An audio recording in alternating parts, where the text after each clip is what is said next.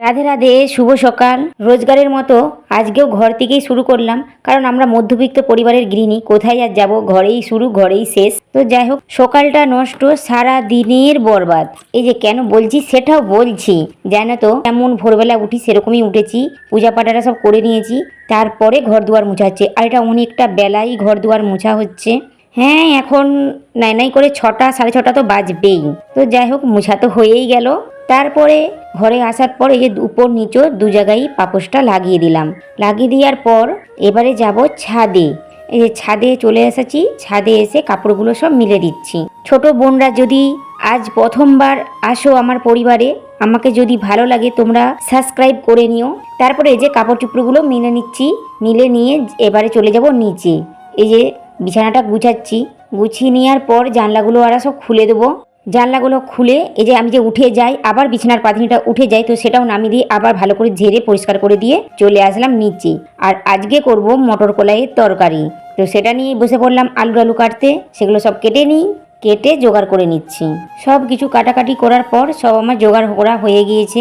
এবারে চলে যাব রান্নাঘরে, তরকারিটা তো করে নিতে হবে। তো সেটাই গ্যাসটা জেলে মশলাটা কষে, কড়ার মধ্যে মশলাটা কষে লেড়ে নিয়ে কুকারে দিয়ে দিলাম, যাতে তাড়াতাড়ি হয়ে যায়। তো তারপরে চলে আসছি, এখানে বসে বসে সময় নষ্ট করেছি।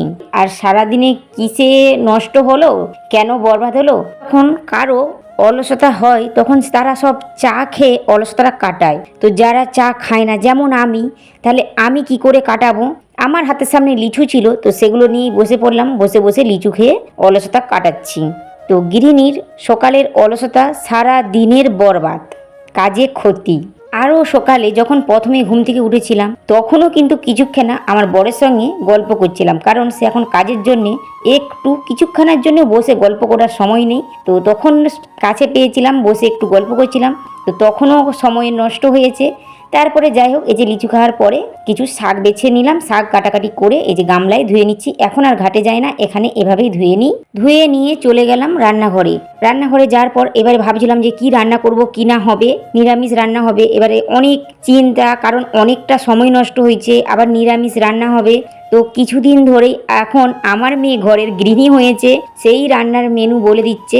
আজও বলে দিয়েছে, মা এটাই করো নিরামিষ যখন রান্না হবে। তো তারই কথা মতো রান্না হচ্ছে। তারপরে চালটা ধুয়ে হাঁড়িয়ে তুলে দিয়ে এই যে কতগুলো হুপ অর্ডার দিয়েছিলাম, সেগুলো নিয়ে এসে এখানটাতে লাগিয়ে দিচ্ছি।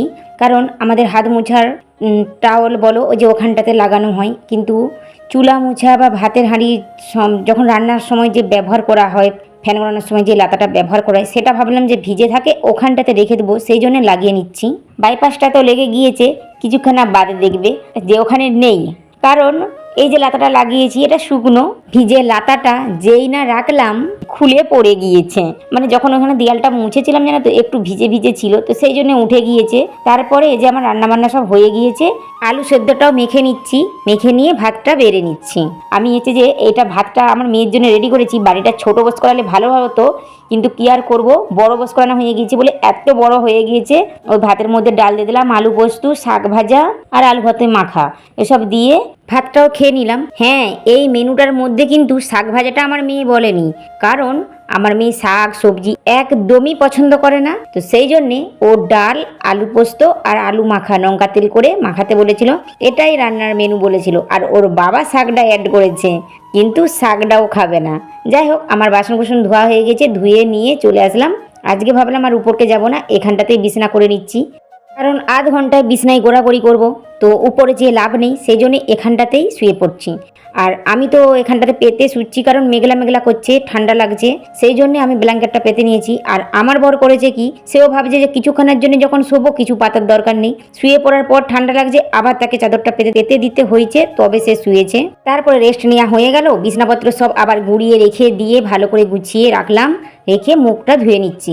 ধুয়ে নিয়ে চলে যাচ্ছি ছাদে কাপড় চুপড়গুলো গুড়িয়ে নিতে। চলে আসলাম কাপড়গুলো গুঁড়োতে, কারণ এখন যেন তো কদিনই একটু মেঘলা মেঘলা করছে, আবার রোদের সময়ও যদি আমি যাই, ওই যে মাথা, সেই জন্যে যাইনি। আজকে বিকেলবেলা গুঁড়োচ্ছি। গুঁড়ি নিয়ে চলে আসলাম রুমে, এসে ভালো করে কাপড়গুলো পাট করে রেখে দিলাম, রেখে দিয়ে আবার নিচে আসলাম। নিচে আসার পর ঝাড়ুটা নিয়ে উপরকে গেলাম, উপর থেকে ঝাড়ু দিতে দিতে নিচে আসছি। উপর ঘরগুলো সব ঝাড়ু দেওয়া হয়ে গিয়েছে, এবারে নিচেটা ঝাড়ু দিলেই আমার কাজ হয়ে যাবে। তো ঝাড়ুটা দিয়ে দিচ্ছি। ঝাড়ু দেওয়া এই যে হয়েই এসছে, গেটের গোড়াটা ঝাড়ু দিয়ে দিলেই আমার কাজ কমপ্লিট। কাজ কমপ্লিট নয়, ঝাড়ু দেওয়া কমপ্লিট। তারপরে আমি গা হাত পা আবার ধুয়ে, কারণ ঝাড়ু দেওয়া যেহেতু হয়ে গেছে, বিকেলবেলার এবারে পূজা পাঠের সব সন্ধ্যের পূজা পাঠের কাজ আছে, বিকাল দিকতেই আছে। এই যে গা কাপড় ধুয়ে নিয়েছি, তারপরে জলটা ছেড়েছিলাম, জলগুলো ভরে বোতলগুলো সব রান্নাঘরে রেখে দিলাম। রেখে দেওয়ার পর দেখলাম যে এদিকে যখন জল ভরেছি এদিকটাতে ভিজেছে, ওখানটাতেও মুছে নিলাম। আর এইদিকে যে জল ভরেছিলাম তো এদিকটাতেও দেখলাম পুরো অর্ধেক দুয়ার ভিজে গিয়েছে। তো সেই জন্যে পুরো অর্ধেক দুয়ারটা মুছলাম, এদিকের অর্ধেক দুয়ার, পুরো দুয়ার ঘরই মুছা হয়ে গেল। আর গেটের সামনেটা মুছছি, কারণ আমার মেয়ে সাইকেল ধুয়েছিল, তো গেটের কাজটা পুরো ভিজে গিয়েছে, সেই জন্য গেটের কাজটাও মুছে নিলাম। আজকে এই পর্যন্ত। তোমরা সবাই ভালো থেকো, সুস্থ থেকো। রাধে রাধে।